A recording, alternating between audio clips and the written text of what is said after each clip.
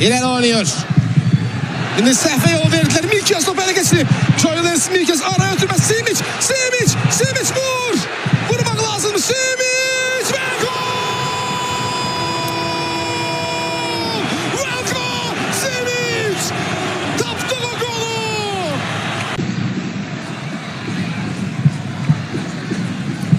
Timoteusz Puchac. Veljko Simic de hemen istikamettedir. Sabah başlayacak. Delajo başa saldı her şeyi.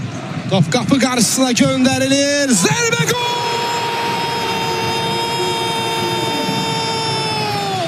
Steve Solberg!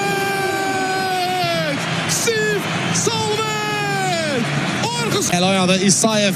İndi Simic. Veljko Simic. Ötürüme. Mikias!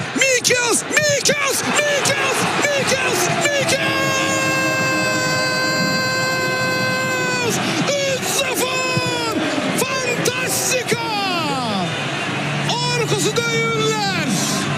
Sabah. Severina. Sander Severina.